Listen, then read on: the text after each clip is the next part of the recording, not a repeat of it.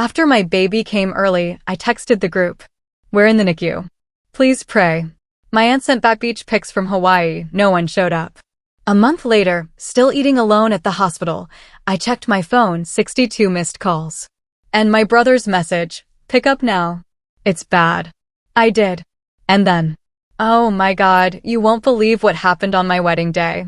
My own parents, the people who were supposed to love me unconditionally, called me right before the ceremony, their voices dripping with pure disdain. Enjoy marrying your plumber, my mother spat. We won't be embarrassed with you. I was absolutely crushed, but what they didn't know. That petty, snobby dismissal was about to spectacularly backfire, big time. Growing up, my life looked like a dream from the outside. My parents owned Boston's largest real estate empire. We lived in a sprawling mansion in Beacon Hill. My father, Richard, and my mother, Eleanor, built their company into a $200 million powerhouse. But behind those perfectly manicured hedges and elegant doors, I never felt like enough.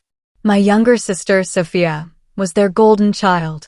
She was graceful, charming, effortlessly social, everything they valued. Kitty, why can't you sit properly like your sister? My mother would scold. Look how Sophia speaks to Mr. Johnson. That's how you build connections. I tried. God, I tried. I'd bring home straight A's, and my father would barely glance up from his computer. Sophia would get B's and C's, and they'd celebrate her effort with ice cream and new clothes. For my 16th birthday, a $50 card. 3 months later, Sophia got a brand new BMW convertible with a giant red bow. Your sister is more social, my mother explained, seeing my face. She needs a car to visit her friends. You just go to the library anyway. She wasn't wrong. I loved the library. Books were my refuge from their shallow world. I excelled academically, graduating valedictorian with a full scholarship to Boston University. My parents attended the ceremony, but left early for a charity gala. We've already heard your speech during practice, my father said, checking his watch. Even in college, their disparity was stark. They insisted I take out student loans and work part-time. Builds character, my dad said. Meanwhile, Sophia was at NYU, her daddy account covering tuition, luxury housing, shopping sprees, and Cancun trips. I saved for 3 months for a new laptop. Sophia mentioned needing one, and that night, my father ordered her the latest Apple model with all the upgrades for her design work. By senior year, I finally accepted it. Nothing I did would ever measure up. So, I stopped trying to please them. I focused on building my life. I graduated summa cum laude, got a great job at a financial consulting firm, and rented my own apartment. It wasn't fancy, but every piece of furniture, every dish, every decoration represented my hard work. For the first time, I felt genuinely proud. My parents seemed almost relieved by my independence. Our interactions became less frequent, more superficial. Sunday dinners dwindled to holiday appearances, where I'd sit quietly as everyone fawned over Sophia. Kitty is doing fine, my mother would say, the subtext clear, boring, disappointing. But I stopped caring. My worth wasn't defined by their approval anymore. I was 30, financially independent, respected in my field, and finally comfortable in my own skin. Then, on a rainy Tuesday in April, my bathroom pipe burst. In walked Jake Wilson, my emergency plumber. He was tall, with kind brown eyes, a warm smile, and a reassuring deep voice with a hint of a Boston accent. Despite the chaos, I found myself noticing the crinkles around his eyes when he smiled. He assessed the situation professionally, and as he worked, we started talking. He wasn't what I expected from a plumber. He was articulate, thoughtful, and surprisingly funny. He asked intelligent questions about market trends and economic indicators. We discovered we were both reading the same historical biography. By the time he finished, 3 hours later, I knew I'd met someone special. When he handed me his card, he said, "Call me if you have any more plumbing emergencies, or, if you want to continue our conversation about 19th century literature." I smiled. Our first date turned into a 4-hour conversation that flowed effortlessly. Jake was completely present, genuinely interested in my thoughts, and refreshingly authentic. Over the next few months, we explored bookstores, visited museums, walked along the Charles River, and cooked dinner together. I learned he read voraciously, played chess competitively, and volunteered teaching home repair skills. One night, he pulled a volume on economic theory from my shelf and started discussing Schumpeter's theories on creative destruction. I stood there, wooden spoon in hand, stunned. "You've read Schumpeter?" Jake just grinned. It was then, seeing this brilliant, unassuming man, that I realized I was falling in love. After 3 months, I introduced Jake to my parents. It was an obligatory family dinner, and I was nervous, but I hoped they'd see what I saw in him. I was so wrong. The moment I introduced him as a plumber, my father's smile froze. My mother's eyebrows shot up before she composed herself. "How interesting," she said, her voice dripping with forced politeness. When I explained about the burst pipe, she exchanged a look with my father that screamed judgment. Throughout dinner, they barely spoke to Jake, focusing entirely on Sophia's fashion career and her new boyfriend, Bradley, whose family owned a chain of luxury hotels. Jake remained polite and engaged despite their obvious coldness. He asked thoughtful questions, complimented my mother's home. His calm confidence never wavered, even when my father cut him off mid-sentence to ask Sophia about Paris. In the car afterward, I apologized profusely. "Jake, I'm so sorry. They were incredibly rude." He took my hand. "Kitty, you never have to apologize for other people's behavior. Not even your parents." The next morning, my mother called. "Kitty, darling, you know we want you to be happy," she began, her voice honeyed with false concern. "But a plumber? Really? What kind of future can he provide? What will we tell our friends?" I told her Jake made me happy. She sighed dramatically. "You've always been stubborn. You could do so much better." My father was more direct. "This is just a phase. When you're ready to be serious about your future, let us know. We have several associates with sons who would be much more suitable." Every subsequent family gathering was the same. Jake was either ignored or subjected to subtle digs. My mother would pointedly discuss Bradley's Harvard MBA. My father would talk about golf games with CEOs, looking right through Jake as if he were invisible. Through it all, Jake remained unruffled. He never tried to impress them. He just continued to be the thoughtful, intelligent man I was falling deeper in love with every day. 6 months in, Sophia and my parents organized a weekend at our Cape Cod house. Against my better judgment, I brought Jake. The entire weekend was a parade of microaggressions. My mother accidentally set only 5 places at a 6-person table. My father discussed investment strategies using jargon that deliberately excluded Jake. Sophia and Bradley openly discussed luxury travel. That night, walking along the beach, I finally broke down. "I'm so sorry they're so horrible. I don't know why they can't see how amazing you are." Jake pulled me close. "They see me exactly as they want to see me. It has nothing to do with who I actually am." There was something in his voice. "What do you mean?" I asked. Jake smiled mysteriously. "I have something to show you when we get back to Boston. Something I think might surprise you." The next weekend, Jake invited me to his apartment for the first time. It was modest but spacious, with floor-to-ceiling bookshelves crammed with everything from classical literature to advanced engineering texts. While he cooked dinner, I wandered around. On his desk, I noticed technical journals and sketches of complex plumbing systems with unusual components. "Finding anything interesting?" Jake asked, coming up behind me with 2 glasses of wine. "These diagrams," I said. "They look really advanced for standard plumbing." Jake smiled, a hint of nervousness in his expression.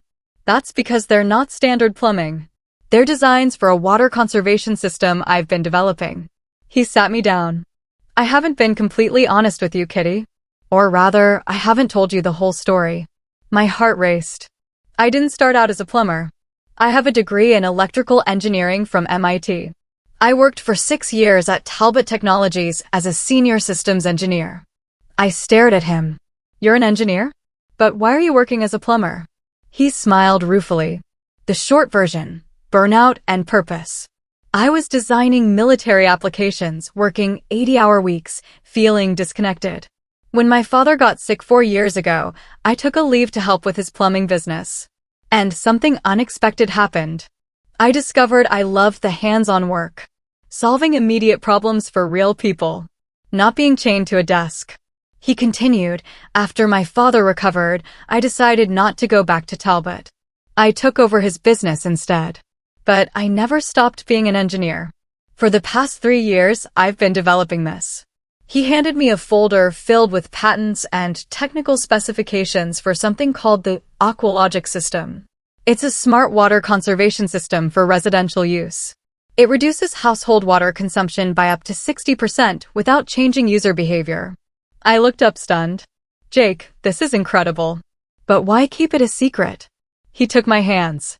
I wanted to prove the concept worked before seeking investors. And honestly, I've enjoyed being underestimated. People see plumber and make assumptions. They don't see the MIT graduate or the entrepreneur. His eyes met mine, serious now. Including your parents.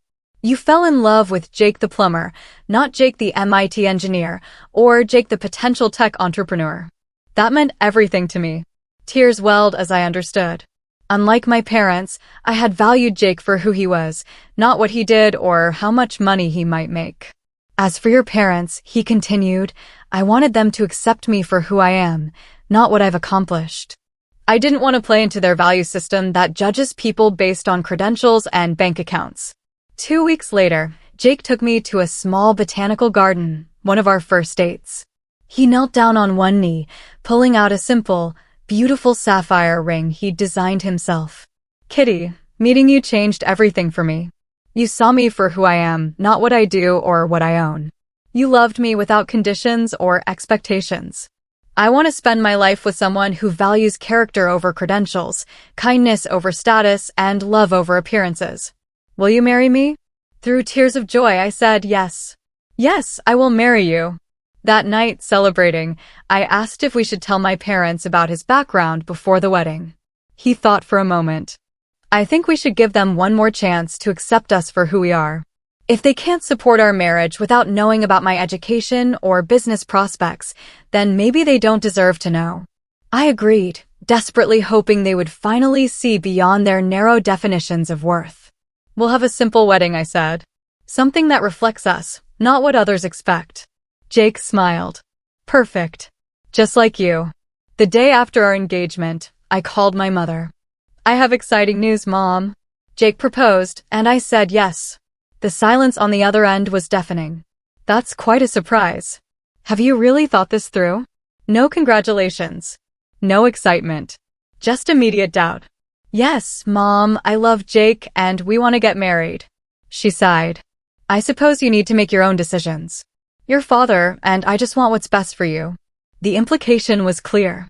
Jake wasn't best. Before I could respond, she changed the subject. Oh, did Sophia call you? Bradley proposed last weekend. They're planning a June wedding at the Fairmont. Isn't that wonderful? He gave her a 4-carat diamond. My own joy was dismissed and overshadowed in less than 5 minutes. Over the next few months, the contrast was brutal. My parents threw an elaborate engagement party for Sophia and Bradley, 200 guests, champagne fountains, a string quartet. Jake and I received no such celebration. When I asked my mother if they were planning anything for us, she looked uncomfortable. Well, darling, we thought you might prefer something more low-key, given Jake's situation. Jake's situation, meaning he was a plumber. That conversation led nowhere. All family gatherings revolved around Sophia's wedding. My mother and Sophia discussed flower arrangements, menus, seating charts, while my own engagement was completely ignored. When I mentioned our own plans, my mother would nod distractedly. The most painful moment came when my father announced he'd set aside $300,000 for Sophia's wedding.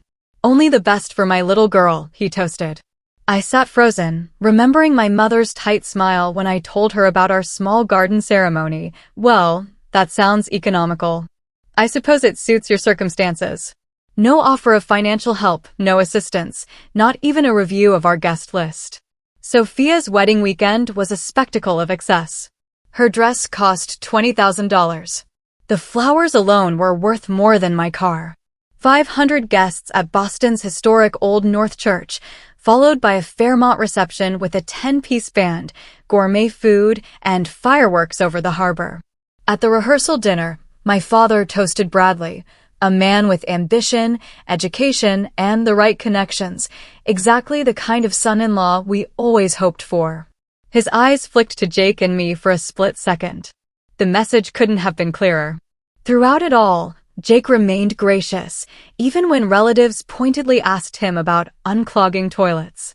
On the drive home, I finally broke down. "I'm so sorry you had to endure that. They're being horrible." Jake took my hand. "Kitty, I don't care what they think of me. I only care that they're hurting you. We don't need their approval or their money. Our wedding will be perfect because it will be about us and our love." I wiped my tears. "You're right. I can't wait to marry you, whether my parents approve or not." 2 weeks later, I called my parents to formally invite them to our wedding, scheduled for the following month. My father was distracted. "August 12th? Let me check my calendar. We have the charity gala for the Children's Hospital that evening. It's been on our calendar for months." The ceremony was at 4 p.m., the gala at 7 p.m. They could attend both. He sighed. "I'll talk to your mother." He never called back. My mother made vague excuses. As the day approached, I held on to a sliver of hope. They were still my parents. The day before, I called one last time. "Mom, just confirming you and Dad will be there tomorrow?" "Oh, Kitty," she said, her voice artificially regretful. "Your father has that important meeting with investors from Dubai. We really cannot miss it." The lie was transparent. There was no meeting. They simply couldn't bear to watch their daughter marry someone they deemed beneath them. "I see," I said, my voice hollow. "Well, if you change your minds, you know where we'll be." I hung up, a strange calm replacing the hurt. I had given them every chance, and they had made their choice. Now I would make mine. My wedding day dawned clear and beautiful. Riverside Gardens was perfect. As my best friend Lisa helped me into my simple ivory gown, I tried not to think about the empty front row seats. "You look beautiful," Lisa said. "Are you okay?" I nodded, forcing a smile. "I'm marrying the love of my life. That's all that matters." But as 4 p.m. approached, I couldn't help glancing at my phone. Nothing. At 3:45, I broke. I called my mother's cell. "Mom, the ceremony starts in 15 minutes. Are you and Dad coming?" A pause. Then her voice, cold and detached. "Kitty, we've been through this. Your father and I have other commitments today. But it's my wedding day." I whispered, tears threatening to spill. "And it was your choice to marry him," she dripped with disdain. "Enjoy marrying your plumber. We won't be embarrassed with you." The call ended abruptly. I stared at the phone, her words echoing. Not just disappointment, but active embarrassment. As if my choice reflected poorly on them, as if love was less important than social standing. I sank into a chair, tears streaming. "They're not coming," I choked out to Lisa. "They're too embarrassed to see me marry a plumber." Lisa hugged me tight. "Then they don't deserve to be here. Today is about you and Jake, not about them." There was a gentle knock, and Jake's voice called, "Kitty, is everything okay?" Traditionally, he shouldn't see me, but I needed him. "Come in." He entered, handsome in his navy suit, and immediately knelt beside me when he saw my tears. Through sobs, I explained their final rejection. Jake listened, his expression shifting from concern to anger to firm resolve. "Kitty, look at me," he said gently. "Your parents have made their choice, and it's their loss. They will miss seeing their amazing daughter marry someone who loves her completely. They will miss the beginning of our life together, and someday they will regret it." He wiped a tear from my cheek. "But today isn't about them. It's about us. So the question is, do you still want to marry me today, with or without your parents' blessing?" Looking into his eyes, I found my answer. "Yes, more than anything." Jake smiled. "Then let's not give them the power to ruin our day." He was right. I had spent too many years seeking their approval. Today was a new chapter, defined by my standards. "Lisa, help me fix my makeup. I have a wedding to get to." As I prepared to walk down the aisle, my Uncle Henry, my father's brother, and the only family member who had always treated me with unconditional love, approached. Your father called me, he said quietly. Told me they weren't coming and asked if I'd check on you. I braced myself. I told him he was making the biggest mistake of his life, he continued, and then I asked if you'd do me the honor of letting me walk you down the aisle. Fresh tears, this time of gratitude. I would love that, Uncle Henry. Your Jake is a good man, he said, offering his arm. Anyone who takes the time to know him can see that. The ceremony was everything I'd hoped for. Jake's eyes when he saw me, our personal vows, the intimate gathering of friends who truly cared. During the reception, I was actually grateful for my parents' absence. No tension, no awkwardness, no subtle disapproval. Just laughter, dancing, heartfelt toasts, and genuine warmth. Jake's parents, a kind retired couple, embraced me like their own daughter. His father, the original founder of Wilson Plumbing, beamed with pride. He's never been happier than he is with you, Mrs. Wilson told me. That's all any parent should want. As Jake and I danced our first dance, I felt lighter, freer than I had in years. The weight of trying to earn their approval had finally lifted. No regrets, Jake whispered. Not a single one, I replied. Later that night, as we packed for our simple honeymoon, a lakeside cabin in Vermont, I had a sudden inspiration. I found a photo taken earlier of Jake speaking with some of his MIT colleagues who had attended the wedding. In the background, a banner read, "Congratulations, Jake Wilson, CEO of Aqualogic Systems." Without hesitation, I sent the photo to both my parents with a simple message. Thought you might like to see a picture from the wedding you missed. Then I turned off my phone, took my husband's hand, and walked toward our future. Our honeymoon was perfect. On the third day, Jake received a call, his face lit with excitement. It's official. Vertex Capital is investing $5 million in Aqualogic. We're going to full production by the end of the year. I threw my arms around him. Jake, that's amazing. I'm so proud of you. He hugged me tightly. I couldn't have done it without your support. Having someone who believed in me, the real me, made all the difference. That same afternoon, an article appeared in the Boston Business Journal. MIT engineer secures major funding for revolutionary water conservation system.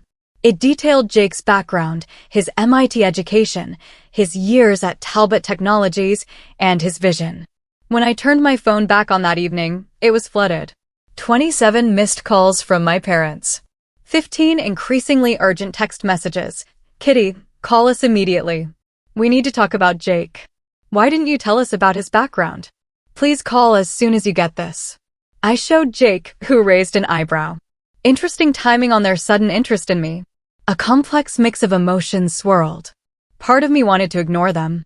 Another part wanted to unleash years of pent-up anger. But the largest part simply felt sad for them, for how their narrow view of success had blinded them. What do you want to do? Jake asked. Nothing for now, I said. We're on our honeymoon. They can wait. We returned refreshed. Monday morning brought a new wave of calls. I finally texted my mother, on honeymoon. Very busy with work this week. We'll call when I have time. Her immediate response, we'd like to take you and Jake to dinner tonight. The harbor view at 7. It's important. I showed Jake. Really? Well, that didn't take long. I'm not ready to pretend everything is fine, I said honestly. But I'm curious what they have to say. How about we invite them here instead? Jake suggested. Home field advantage. That evening, precisely at 7 p.m., the doorbell rang. My parents stood there, my mother clutching a large gift bag, my father holding expensive champagne. They looked immaculate, but there was an unfamiliar nervousness. Kitty, darling, my mother said, moving to embrace me. I accepted the hug stiffly, then stepped back to stand beside Jake. Please come in, I said formally. They entered, eyes darting around our modest but comfortable home. My mother handed me the gift bag. A belated wedding present. We felt terrible about missing the ceremony. I set the bag aside without opening it. The awkward small talk continued. Finally, my father cleared his throat. Jake, we owe you an apology. We made assumptions about you that were clearly incorrect. Jake nodded, his expression neutral. If we had known about your MIT background and your company, my mother added, you would have what? I interrupted, unable to contain myself. Treated him with basic respect? Attended our wedding?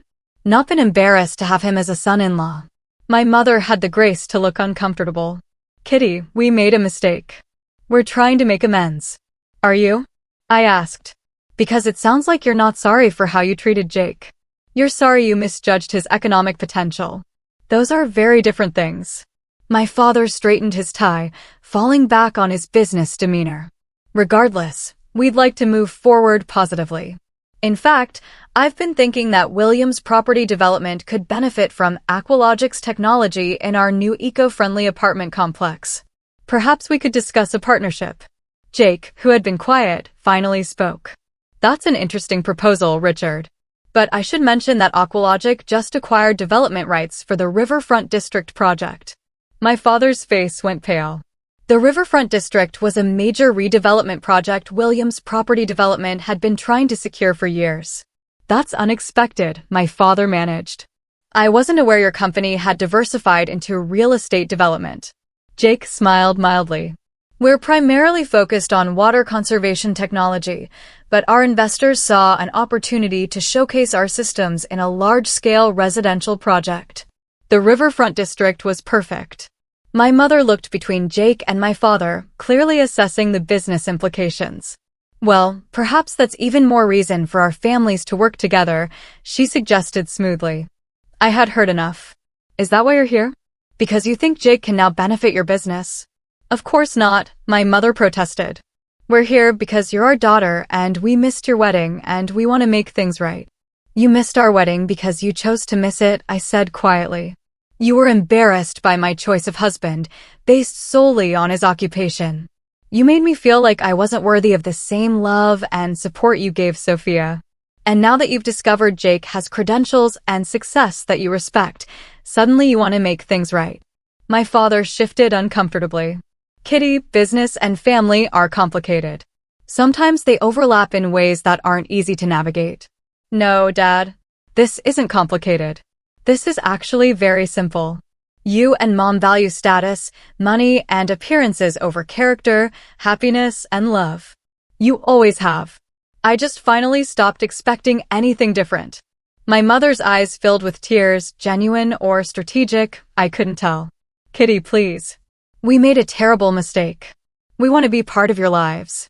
Jake reached for my hand, a silent show of support. I squeezed his fingers. I think I said carefully that we all need some time. Jake and I are starting our life together. We're building something based on mutual respect, honesty, and unconditional support. If you want to be part of that life, you'll need to demonstrate that you understand and share those values. My parents exchanged glances, clearly not expecting this. What does that mean exactly? My father asked. It means this isn't a business negotiation, Jake said quietly. It means you can't fix this with expensive gifts or strategic partnerships. It means you need to earn back Kitty's trust by showing genuine change. My parents left shortly afterward, subdued and uncertain. As I closed the door, I felt a curious mixture of sadness and strength. Are you okay? Jake asked, pulling me into a hug. I nodded against his chest. I think so. For the first time, I feel like I stood up for myself with them without needing their approval afterward. Jake kissed the top of my head. I'm proud of you, and whatever you decide about your relationship with them going forward, I'll support you. That night, lying in bed, I finally understood. My parents' rejection had always felt like a judgment of my worth. But now I realized their behavior reflected their limitations, not mine. The choice, finally, was clear. In the months that followed, I maintained limited contact with my parents. Our interactions were civil but distant. I stopped expecting them to change overnight and focused on healing my own wounds. With Jake's encouragement, I started therapy. Dr. Levine helped me understand that my parents' inability to love unconditionally wasn't because I was unworthy, but because of their own limitations. You can love your parents, she told me, without allowing their judgment to determine your self-worth. Those words became a mantra. Meanwhile, Jake's company flourished. Aqualogic Systems launched its first production line, gaining attention for its effectiveness. The Riverfront District project became a showcase for sustainable urban development. My own career advanced. I was promoted to senior financial consultant. Jake and I bought our first home, a charming colonial in Cambridge, with enough space for the family we hoped to start. 6 months after our wedding, we received unexpected news. Sophia called late one night, her voice shaking. "Kitty, I need your help. Bradley and I are getting divorced." Despite our complicated relationship, I was immediately concerned. "What happened?" "He's been investigated for financial fraud. Apparently, he's been running a Ponzi scheme through his family's hotel chain. The FBI raided our apartment yesterday." My mind reeled. "Bradley, my parents' ideal son-in-law. Are you okay? Do you need a place to stay?" There was a pause, then a soft sob. "Would you really let me stay with you after how I treated you and Jake?" The truth was, Sophia had been as much a product of our parents' values as I had been. "Of course," I said. "That's what family does." Sophia moved into our guest room the next day, bringing only 2 suitcases. Everything else had been seized. My parents' reaction to the scandal was swift and harsh. They publicly distanced themselves from Bradley and pressured Sophia to divorce quickly to minimize social embarrassment. What they hadn't anticipated was that Bradley had involved William's property development in several of his fraudulent schemes. As the investigation expanded, my parents found themselves facing difficult questions about their business practices. "I never knew," Sophia confessed one evening in our kitchen. "Bradley handled all our finances. I just signed whatever he put in front of me." "It's not your fault," Jake assured her. "Men are good at what they do precisely because they seem trustworthy." Living with us, Sophia saw a different kind of relationship. She watched as Jake and I made decisions together, supported each other's careers, built a partnership based on mutual respect rather than social advantage. "You're actually happy," she said one day, surprised. "Not just Instagram happy or country club happy. Actually happy." I smiled. "We are." And Mom and Dad were willing to miss this because Jake was a plumber.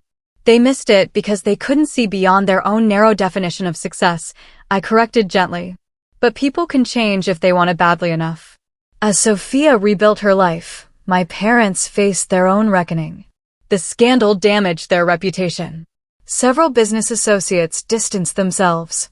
They were forced to sell their Beacon Hill mansion to cover legal settlements. A year after our wedding, my father called. He and my mother wanted to visit. I agreed with cautious optimism.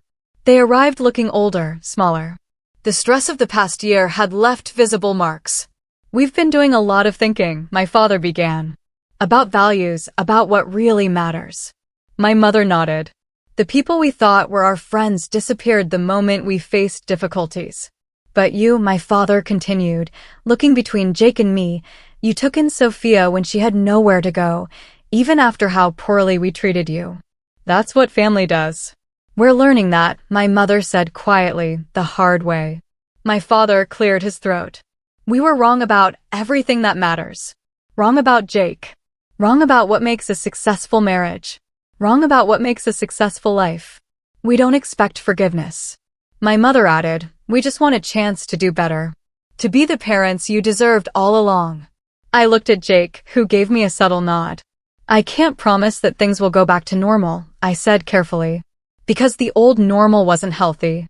But we can try to build something new, something better." The road to reconciliation was long and sometimes difficult. There were setbacks, old patterns. But gradually, we established a new kind of relationship, one based on genuine connection. My parents started therapy themselves, working to understand how their own upbringings had shaped their values. They developed a genuine appreciation for Jake, not just for his business success, but for his character and the way he loved me. 2 years after our wedding, when Jake and I announced we were expecting our first child, my parents' joy was unforced and uncomplicated. "We want to be grandparents who accept and love unconditionally," my mother said, tears in her eyes. The kind of grandparents we should have been as parents. Looking back, what seemed like the worst rejection actually set me free. It forced me to define success and happiness on my own terms. Jake and I established a scholarship fund at MIT for students from working-class backgrounds, named after Jake's father, who taught his son that honest work of any kind has dignity and value. My parents, in their own way, found a new purpose. They downsized their business to focus on affordable housing. Sophia found her own path, starting a nonprofit that helps women recover financially after leaving fraudulent relationships. As for me, I finally understood that my worth was never determined by my parents' approval or by social status. It was always there, waiting for me to recognize and claim it for myself. If you've ever felt judged for your choices or measured against someone else's standards, remember this. Sometimes the people who judge you most harshly are the ones who understand you least. Live your life according to your own values, not someone else's expectations. True happiness comes from being authentic, not from seeking external validation. So tell me, have you ever had to stand up for your choices against family pressure? What would you have done in my place? I really want to know. Share your story in the comments below.